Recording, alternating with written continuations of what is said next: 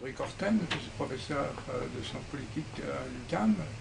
Donc j'ai travaillé beaucoup sur Haïti depuis, en fait, la première fois que j'étais en Haïti, c'était en 69, donc j'ai publié plusieurs livres, dont L'État faible et Diabolisation et mal politique. Et donc là, j'ai été, il y a un mois d'ailleurs, en Haïti. Et donc, bon, évidemment, j'ai été particulièrement choqué, comme tout le monde, par ce qui est arrivé mardi passé.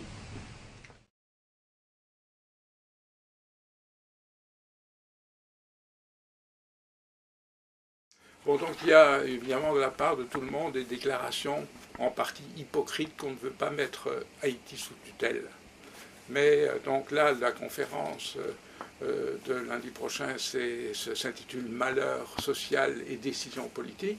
Donc évidemment, la question est de savoir si on veut dire décision de l'extérieur ou bien décision de l'intérieur. Donc là, si on parle de l'intérieur, évidemment, on revient toujours sur le fait que peut-être l'État n'est pas très fort, qu'il est même faible ou même peut-être inexistant. Et donc je crois qu'il est très important de comprendre que le politique, ce n'est pas seulement la question de l'État. Alors donc là, on va se trouver devant des tâches gigantesques, mais justement, on peut les voir de façon purement matérielle. C'est-à-dire, bon, reconstruire, apparemment, on va envoyer des bulldozers d'abord pour niveler les bâtiments qui ont été détruits. Et puis après, on envoie des tonnes de ciment, de béton, peut-être, si on veut être un peu plus prévoyant, aussi de métal, parce que justement, c'est parce qu'il n'y avait pas d'armature en métal que tout s'est écroulé aussi facilement. Mais donc, je crois qu'il faut penser aux politiques de façon en rapport avec la population et le peuple haïtien. Alors donc là, moi j'ai souvent travaillé dans les quartiers populaires d'Haïti. Il y a à peu près 1 million d'habitants dans les bidonvilles ou semi-bidonvilles d'Haïti. Alors donc en fait un bidonville, bon, on n'a pas toujours une image très précise. Bon, il n'y a pas nécessairement toujours des maisons en carton et en tôle perdue, là. Non, en fait, ça peut être évidemment construit avec des blocs. Et donc, en fait, les gens construisent progressivement leur maison.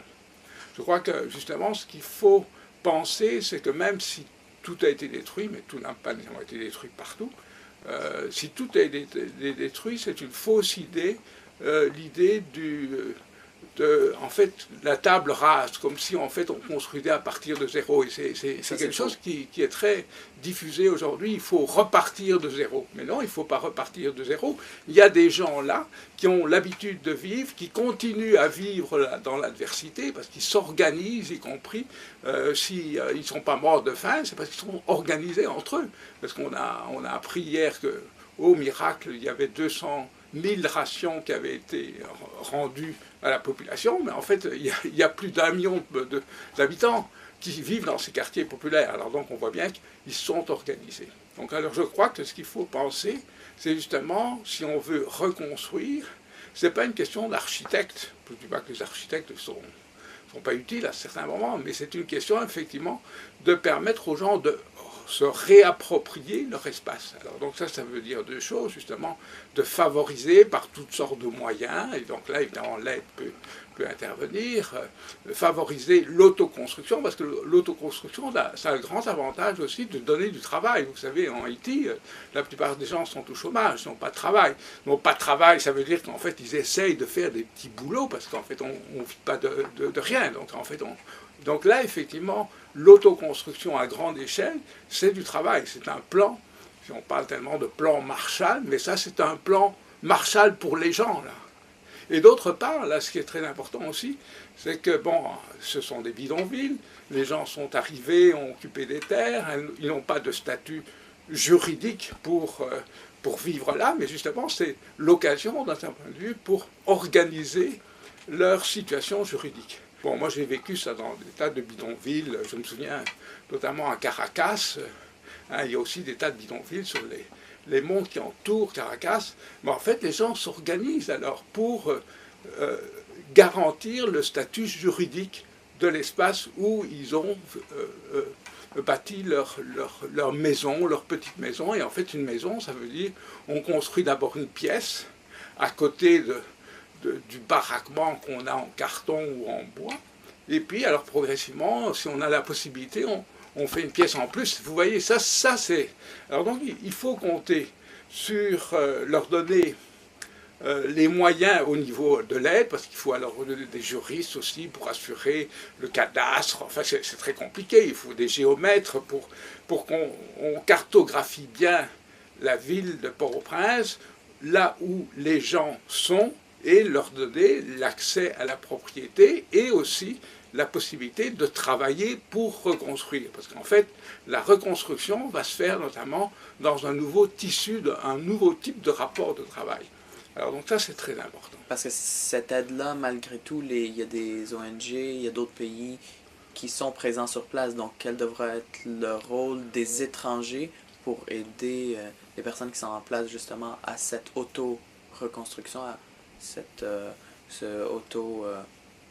justement, continuer qu'est-ce qu'ils sont capables de faire. C'est ça. Alors donc c'est là qu'il y a une aide qui peut être apportée. Bon, évidemment, il y a déjà une sorte d'aide financière, parce qu'effectivement, les gens ont construit parfois leur maison en 10 ans ou 20 ans, hein, pierre à pierre, brique après brique, si je puis dire.